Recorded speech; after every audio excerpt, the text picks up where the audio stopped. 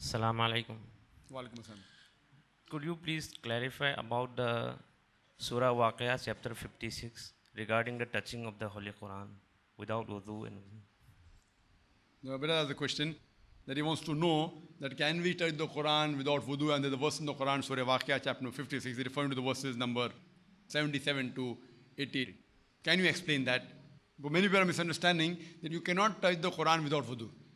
This verse of the Quran says, in a nutshell I'll say, it says that we have revealed the Quran and none shall touch the Quran except those who are pure. Now the word used is mutaharin, those who are pure. Many people think that if you are in wudu, you become a mutaharin.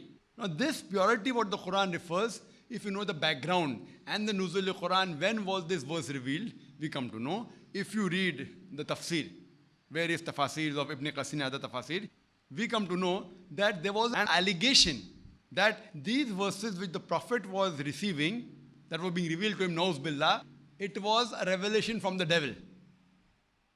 So in reply to this allegation, Allah reveals another verse that none shall touch the Quran except those who are pure. Now this purity, mutaharin, doesn't refer to only bodily purity.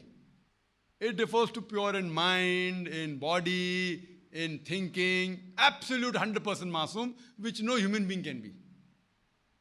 100%. It is referring to the angels. That no one can touch the Quran except the angels. That means the devil cannot interfere in between. And the Quran referred here is not referring to the Musaf. This is a Musaf, means a copy of the Quran. Talking about the Quran in Loh Mahfuz. As Allah says, about the tablet well preserved. So that Quran, which is in the heaven, tablet well preserved, no one can come close to it, no one can touch except the angels.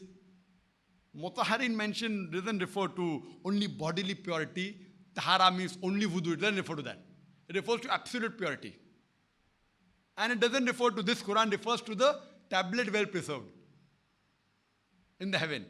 If it refers to this Quran, and it referred to normal wudu, any non-Muslim can go in the market and purchase the Quran for 150 rupees easily and can touch it.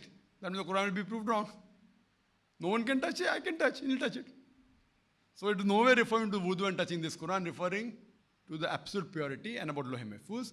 But generally, if someone is in wudu and touches the Quran, it is preferable, it is mustahab. It's not a fard. Those scholars differ. There's no verse in the Quran or Hadith which says that wudu is compulsory for touching the Quran. Wudu is compulsory for offering salah. And it was the system of the Prophet. He preferred being in wudu always. So it's not a fard. It's not a requirement you should be in wudu, but it is preferable. There's no verse in the Quran, the Hadith which says it is fard. Hope that answers the question.